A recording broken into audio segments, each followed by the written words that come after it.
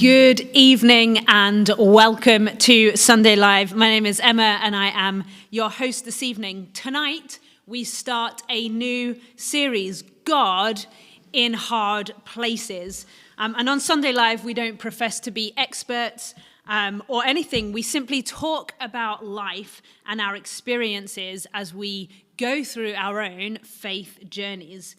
As we start this new series, we're going to be chatting about when life gets hard, when things don't seem straightforward. How do we connect with God? Where is God in those hard places? Is he even there with us as we go through it?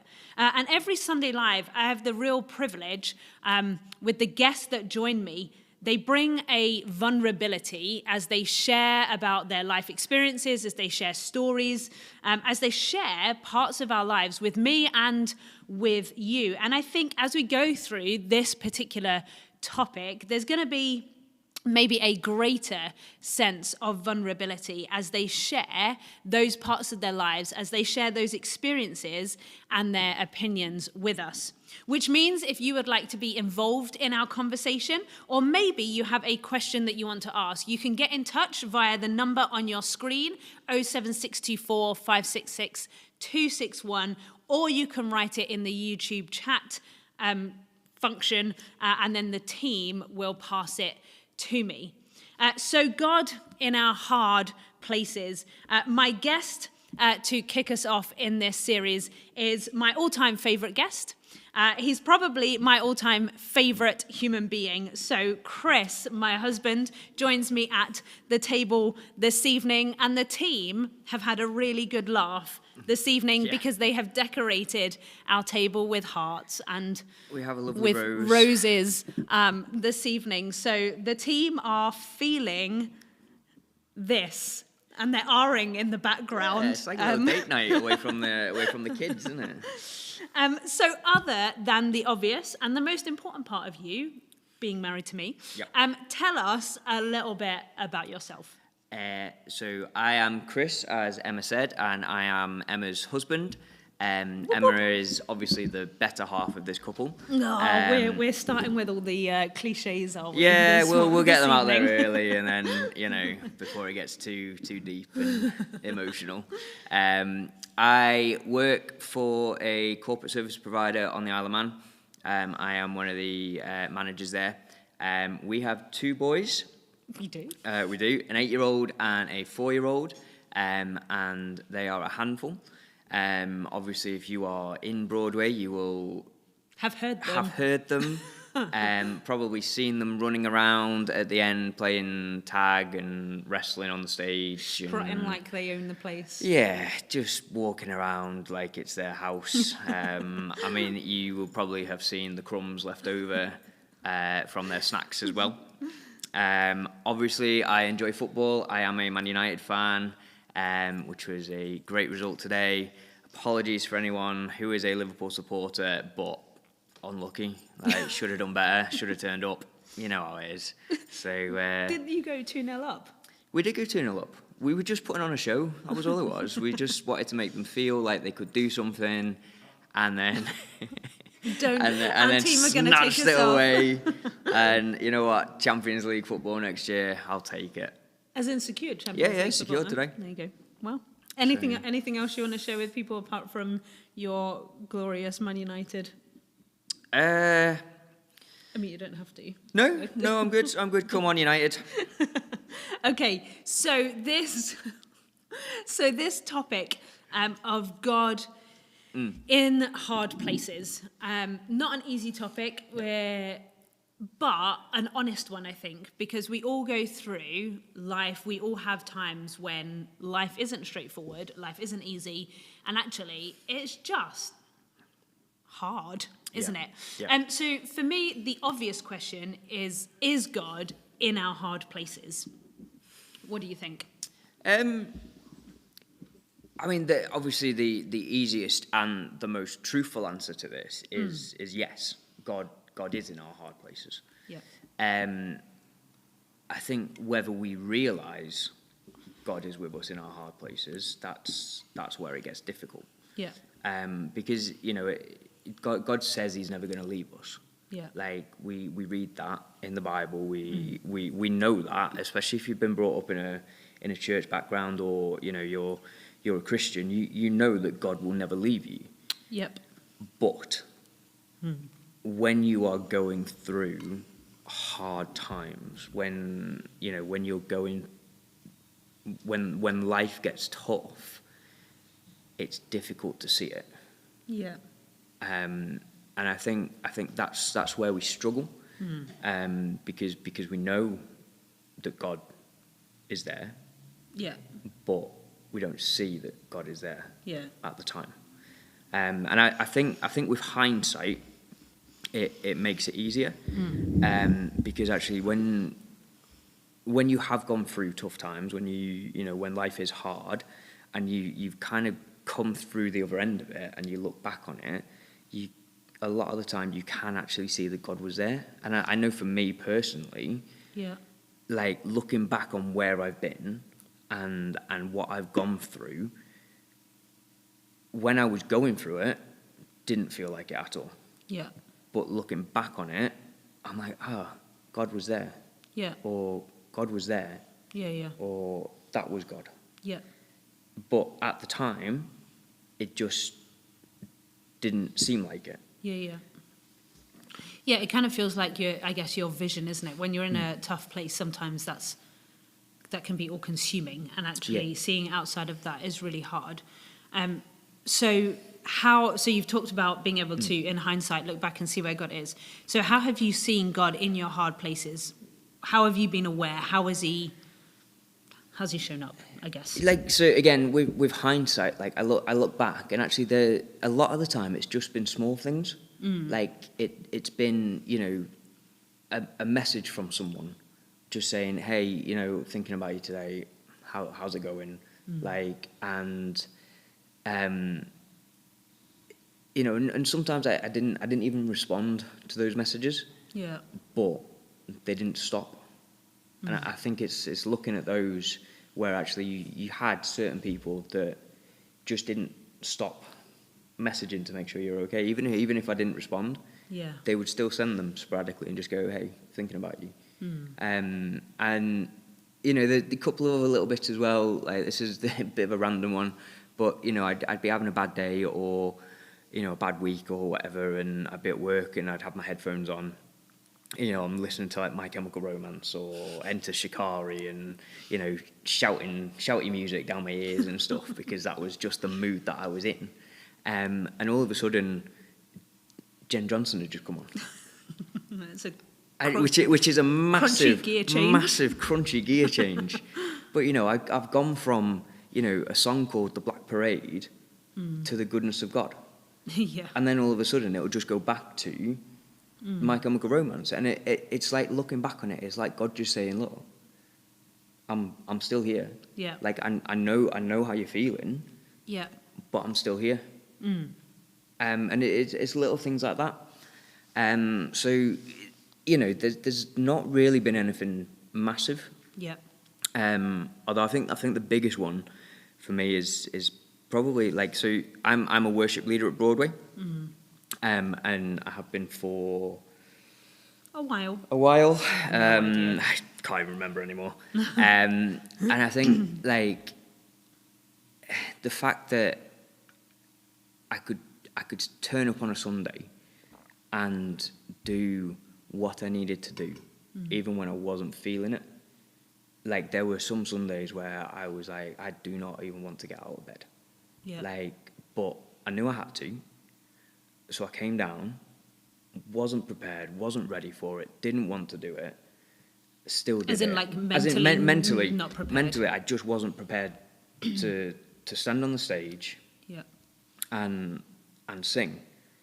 And actually what I found looking back is that the only reason I could do that was because God turned up. Like, if God hadn't have turned up, I'd have probably done one song and walked out. Because that was where I was in my head. Yeah. But, God turned up and God went, we can do this. Like, and it's not, I can do this. it is a we can do this because he wants to do it with us. Yeah, partnership. And I think that was kind of the biggest one, was actually he was just there when I needed him on a Sunday. Yeah. Like, and he was obviously with me throughout the week, but Sundays were the big one because I'd turn up. I was, you know, I don't want to say loyal. What word am I looking for? Committed. Committed. You know, I came down to worship God, even though I wasn't feeling like I wanted to worship God. I came down to worship God, and God honoured that. Yeah. And God went, yeah, you know what? Let's do this together. Let's smash it. And that's what we did. And then, you know, I'd go home on a Sunday, and I feel like I did before I got to church. But throughout that time, when I was there, it was almost as if God was just like, right, I'm here. Let's go. It's like God honouring you showing up, right? Yeah.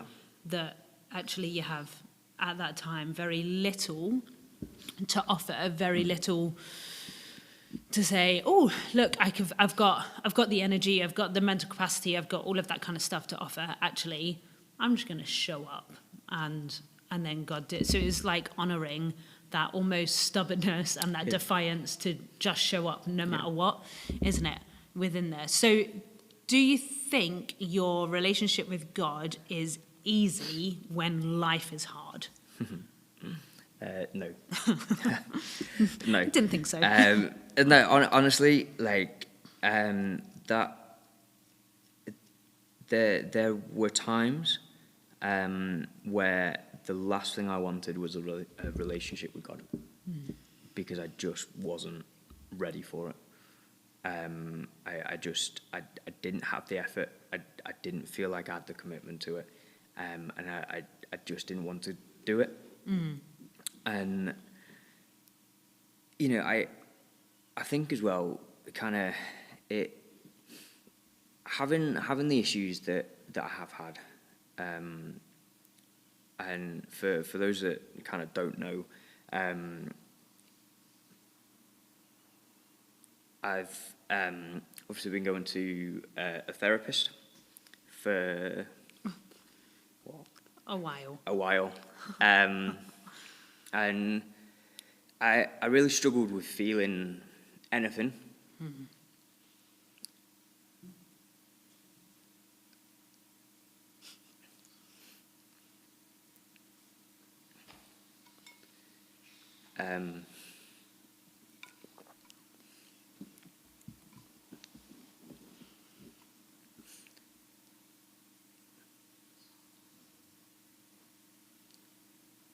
Yeah, I struggled kind of feeling anything, and I think it's kind of what do they call it? There is it's depression, but it's kind of it's not depression at the same time. There is a word for it, but I can't remember what it was. But essentially, I was just going through the motions. I was, you know, I was living life, but there wasn't anything there. High function depression. That's the one it was. That's what it is. High function depression, where I could get up and I could go through the motions. I could do what I needed to do. Yeah. So, you know, I'd get up, I'd sort the boys out, we'd do what we needed to do in the mornings. I would go to work, I would do work, I'd get home. And function very well, and function, actually. Yeah, function very, very well. And, you know, I'd get home, I'd sort the boys out, I'd put the boys to bed, like if you were out working, you know, I'd do all of that. And then as soon as that had finished, I would go sit and I would just disassociate from everything. Like, there was just nothing. There's nothing there.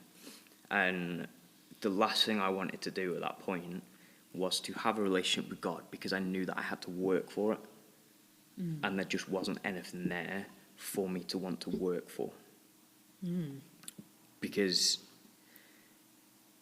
you know, it's not a one-way street with God. Like, there needs to be, like, you do need to work at it. Like, you know, you need to read your Bible, you need to pray, you need to converse with God, you need to do things to enable that relationship. Yeah. And at that point, the last thing I wanted to do was any of them.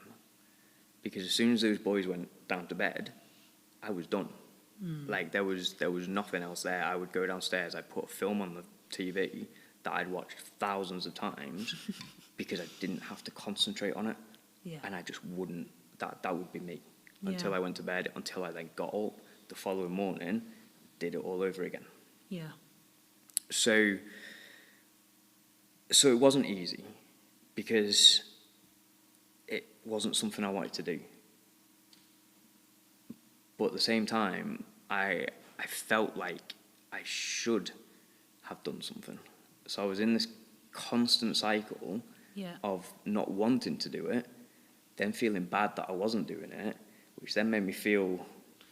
Do you not think, though, that, like, so I get what you're saying in that if you have a relationship with any person, it requires effort, doesn't it? It requires work. Like, you can't do nothing and that be a high-functioning relationship. No. Like, that's not how it works. But at the same time, God meets us where we're at, doesn't he? And he doesn't... I'm convinced, and I know that God knows what is obviously going on in our lives. He knows how we are, whether we're willing to admit that or not. And so, does he always require us to, as you put it, make an effort? Or actually, can he just meet us where we're at? Because I think it's an interesting balance, isn't it? I think as the church, we're really good at communicating that we need to work at our relationship with God. We need to we need to make effort. Like, we need to do all of the things you're saying that you couldn't do. We're really good at communicating. That stuff is right. But I also think God is a God that goes, hey, Chris, I know you can't, and that's okay. I'm just going to... I don't know. Is that me? What do you think? No, I would agree. And it's taken me a while to get to that point, actually. So I think because kind of growing up and even being like here in Broadway as a church, there have been times where and not me personally, but there have been times where it has been mentioned that actually being a Christian means that you shouldn't have these issues. Like, you shouldn't have these mental health issues, or you shouldn't have like anxiety, or you shouldn't, because God can do it, God can fix it, God can, which, and I'm not saying that he can't, he obviously can, but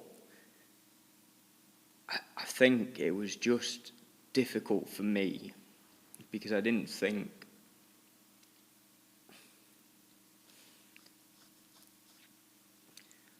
God could meet me where I was. Yeah. Because of what was going on. So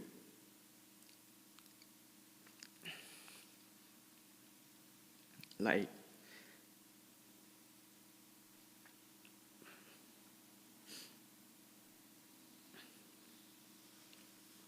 and I think because of that, at the time, I felt like I had to work for it. And I didn't want to work for it.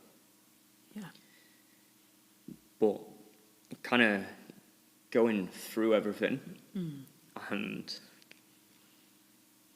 being present, and working through everything, just kind of personally, and like from a church perspective, just speaking to the therapist has kind of got me to a point where,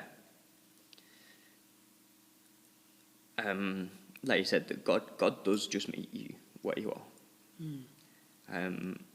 and the working on it can come later. Yeah. Yeah, it's really hard, isn't it? Because I think certainly for me, and to a point in what you're saying, we have so much so much of our relationship with God, I think, can be determined by how we feel. Yeah.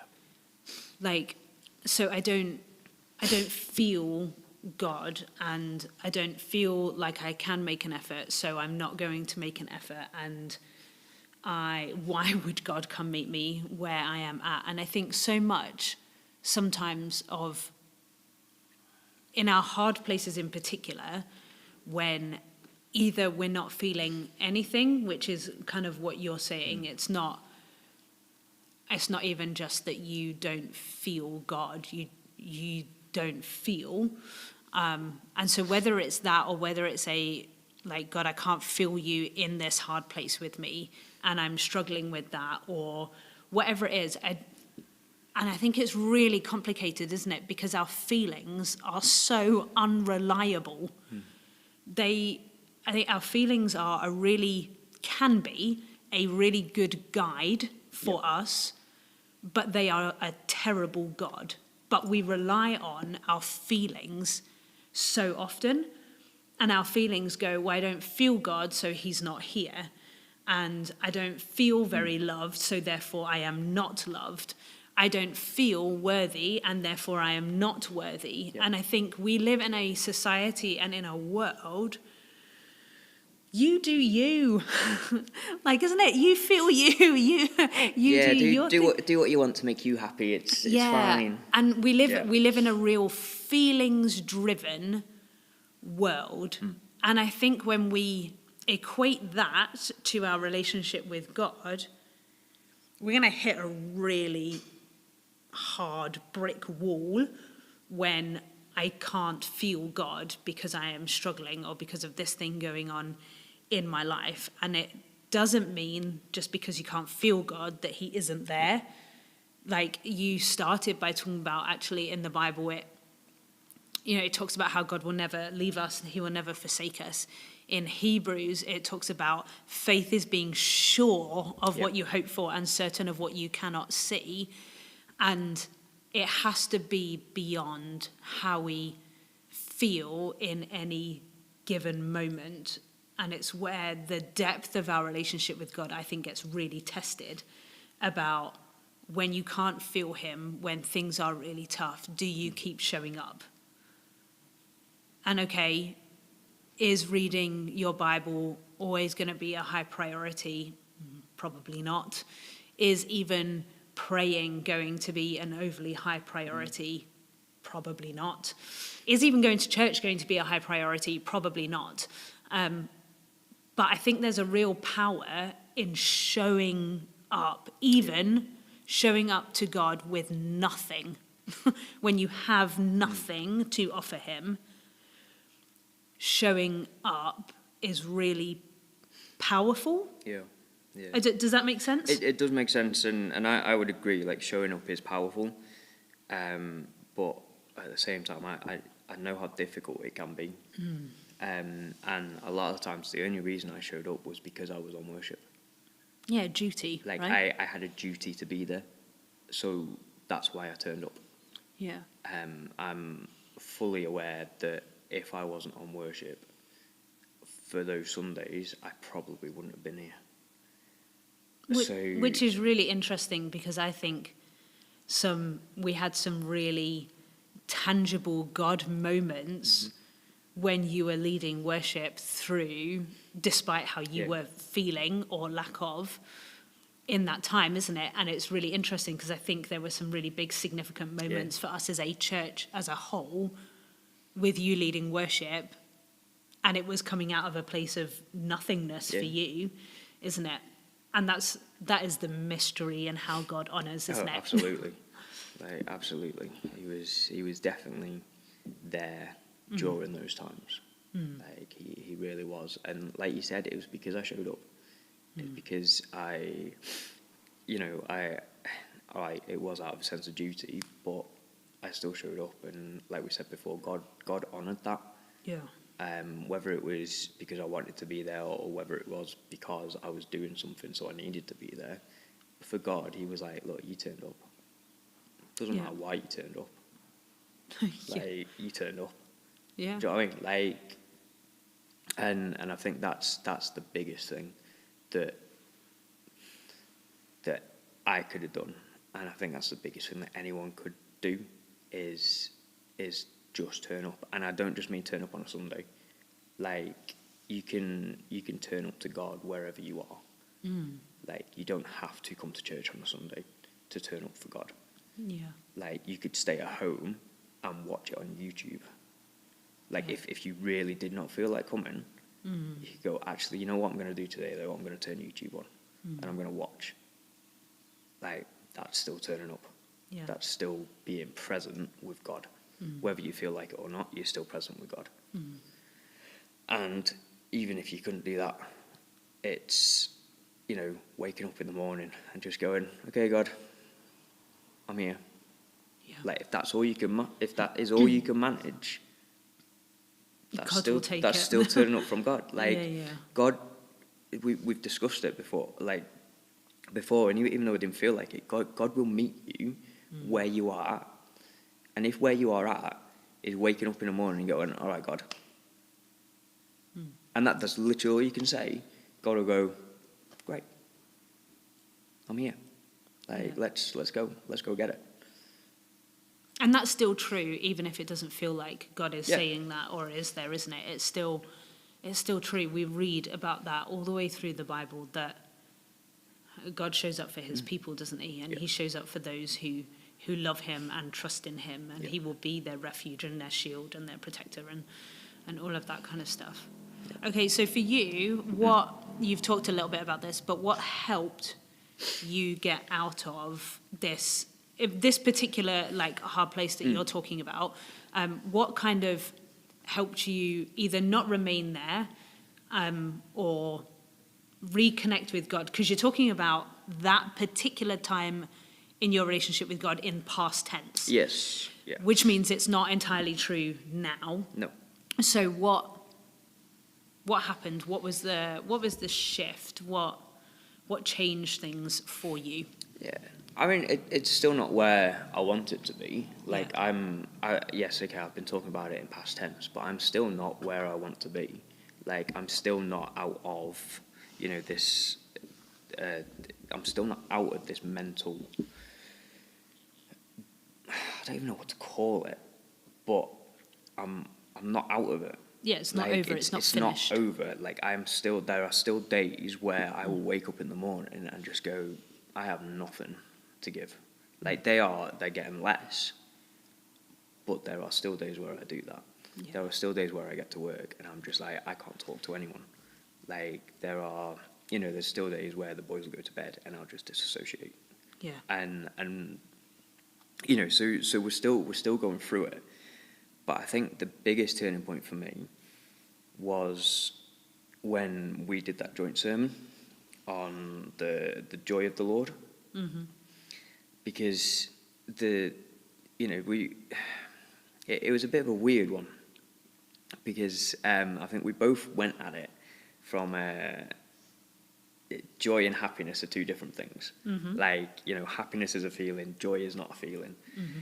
And that was where we were going to go with it, and that was the idea behind it. And it was almost as if God just went, yeah, well, like, you can, but the more I read into it, and the more I read around it, and the more that we went through it together, the more we did. Actually, that was how I managed to get to where I am now, and know that actually God will turn up.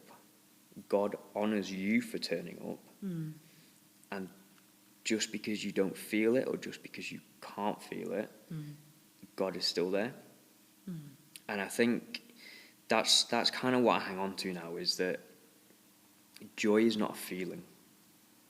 Like, you can feel joy, but a lot of the time that's happiness.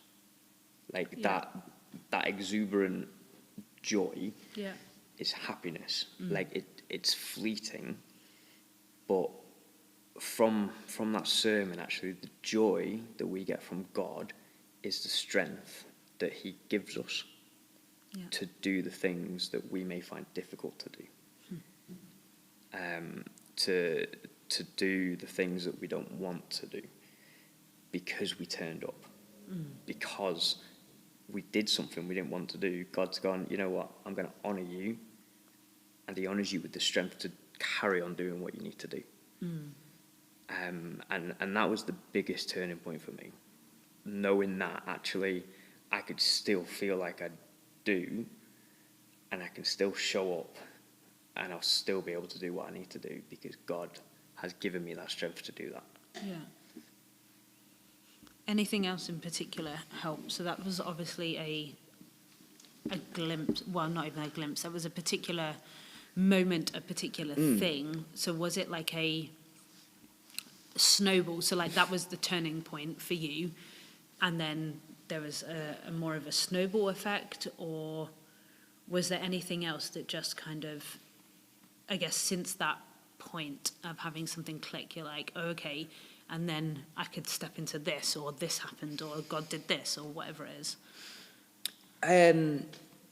Yeah, I mean, I think as well the biggest thing from that was actually speaking about it to a room full of people that had no idea what was going on.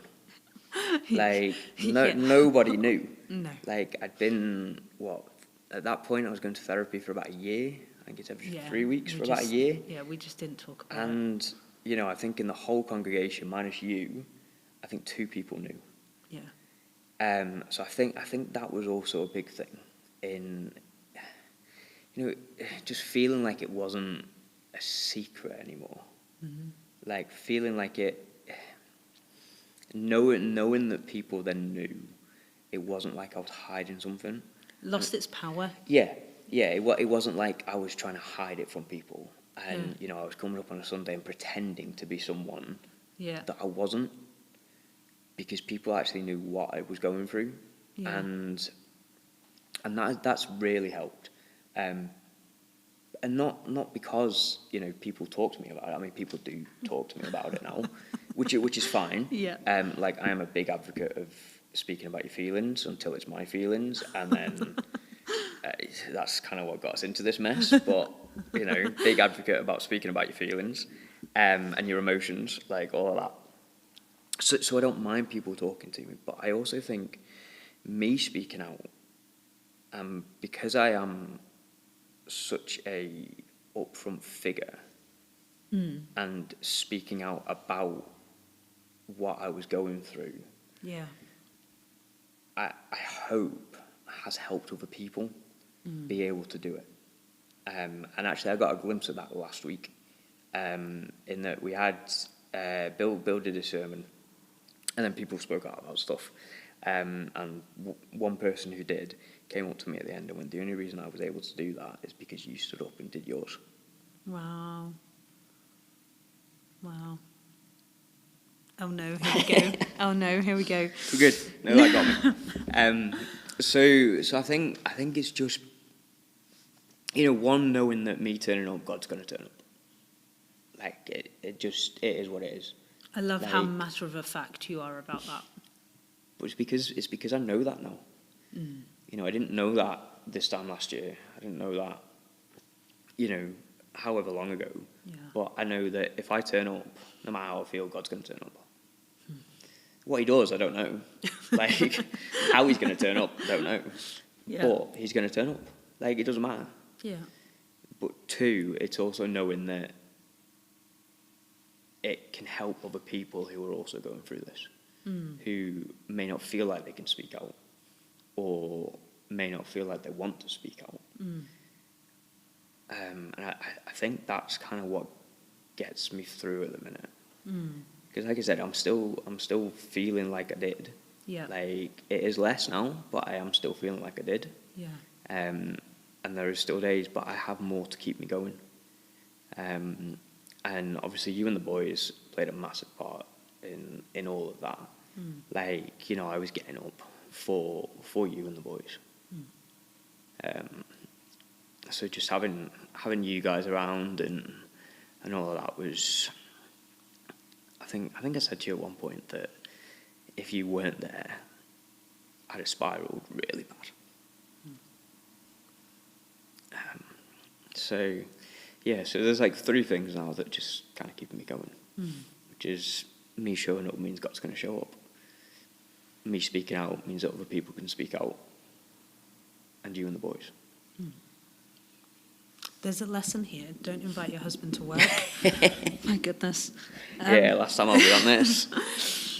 Okay, so finally then, if someone is listening or watching and they haven't yet chosen to have a relationship with God, they're not yet a Christian, why is any of what you're saying important, or what should they do, or why should they listen? Why does this conversation matter for someone that hasn't yet chosen a relationship with God? I wasn't on the questions when you sent them to me. Wow. As in someone who's kind of struggling. I don't know. Interpret that however you like. Someone who is watching and they're not necessarily a believer.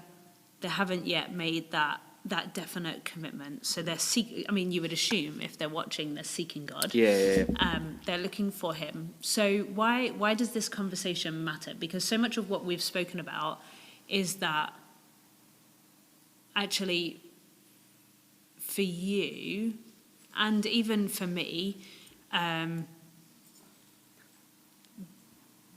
the team are writing messages to us.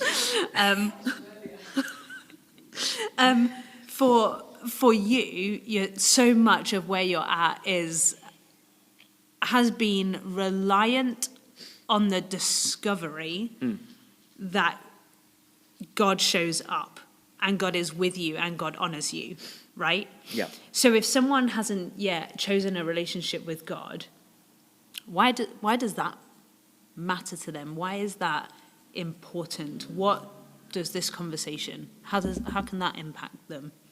Does that make sense? I feel like I've waffled to give you some thinking time. Yeah, a little bit. Just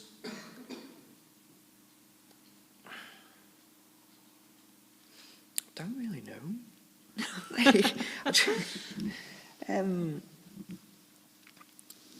Having that relationship with God doesn't make everything perfect, but it makes things easier when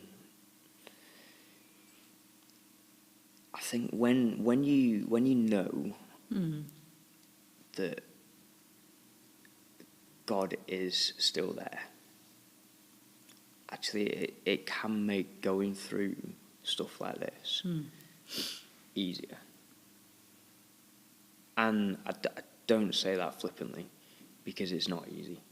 Yeah. Like, if you've not had kind of mental health issues, if you've not had this, like, you don't know. And people have it worse than I do. Like, I'm not trying to, I'm not saying that mine is the worst kind of case there's been, because it's not. Like, but from what I found, and actually working out that God is going to turn up whether I put the work in or not, whether I make that effort, God is still going to turn up for me, does make this a lot easier. Like, it does make being able to get up in the morning easier. So if people are, if you're struggling and you're watching, the first thing I'd say is go and speak to someone. Like, go and speak to a friend, speak to a therapist, speak to someone that you can trust, and just explain the situation. Yeah. Because there are people that want to listen. That was kind of where this all started for me. There was, someone in church that I went to speak to, and we had a long conversation about how I was feeling, where I was going, what was happening, and that snowballed into me actually going to get some proper help. Yeah. Which is now snowballed into me sitting here doing this. Yeah. And the only reason I turned up to the first ferry procession was because I had to pay in advance. Like, if I didn't turn up, it was 80 quid down the drain. So, Yeah. but that was one of the best decisions I made in my life, was to just turn up and go. And I didn't say much at the first one. Like, I sat there and, I said hi, and that was about it. But, I sit there now, and we were talking about running shoes last time I went. Like, it just, and that's been, I know it's 80 quid and I'm talking about running shoes when I should be talking about my mental health, but whatever. I didn't say anything. You didn't have to, you looked at me. But it's just, it's kind of just proves that it can work. Yeah. Because I went from saying nothing in the first one to actually we've got to a point now where we talk about what's going on, but actually we can talk about anything. Yeah. And it has taken time. But we've got there. And kind of going back to your question, I don't actually think I could have got there without God. Yeah. Whether I knew that, whether I know that, whether I see that, whether I feel that, I absolutely could not have got to this point without God in my life. And there are still times where, I'm very close to God. And there are times where I am so far away from God that he is just a pinprick in the dark to me. But I could not have got to this point without him, no matter where he is at the time. Yeah. Or, no matter where I think he is at the time. Like, there's absolutely no way I could have got here without him. Yeah, I really love that actually God is here, he is with us. And if you are someone that has never made a decision to give your life to God, in so much of what you've been saying is that actually it's about showing up. And I think I want to say that if you don't have a relationship with God, show up and see what happens. Like put yourself out there with God, because I kind of think, what do you have to lose here? Yeah. Like, if you haven't made that commitment to God yet, what do you have to lose in striking up a conversation with him or going to church and checking it out? Like, you have nothing to lose, but you could have everything to gain, right? And someone that is watching said that I think it's really important that someone that's not yet a Christian understands that actually there will be hard times. And it's true, isn't it? Because just because we're Christians and we have a relationship with God doesn't mean our life is like flowers and rainbows and it's all pretty and lovely. Life is hard. Life is hard. It's and we get to those... choose who we walk that journey with. And for us, God is the key factor in that. And he could be for you, isn't it? That I think you kind of have nothing to lose. If you don't yet know God, you have nothing to lose in showing up and asking and seeking and seeing what happens within that. Yeah. Anything else you want to add before we finish? So you're going to say no and we'll have this weird awkward moment. No. No, I don't think so. Do you have anything else you want to add before we finish? No.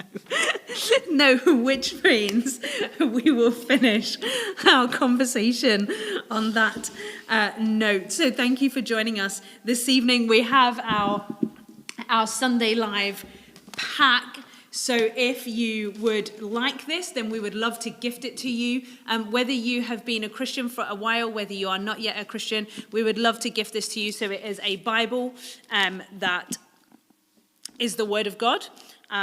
And you can discover who God is, his character, it's an invitation to who God is as we read the Bible. We have a 30-day practical introduction to reading the Bible to help you get that. And then we have an information welcome pack about us as a church here at Broadway. So if that would help you in any way, shape or form in your journey with God, then you can text us on the number on your screen, 07624 566 261, and we will find a way to get that to you no matter where you are. There's no strings attached. There's not going to be follow-up invitations or anything like that. We would just love to gift that to you to help you and to bless you on your journey with God. We will be back next month on the 7th of May, so you can join us here on our YouTube channel, BBC IOM. June. We're in May. Is it the 7th of June? Yes. Is it the 7th of June? Someone just check. Whatever the first Sunday is in June, that will be, we're in May. We are in May. It's almost Christmas. 7th of June. It is the 7th of June. You can join us next month on the 7th of June at 7:30 p.m. on our YouTube channel, BBC IOM. I hope you have a great week and a great month, and I will see you here on Sunday Live next month without him. So good night and God bless.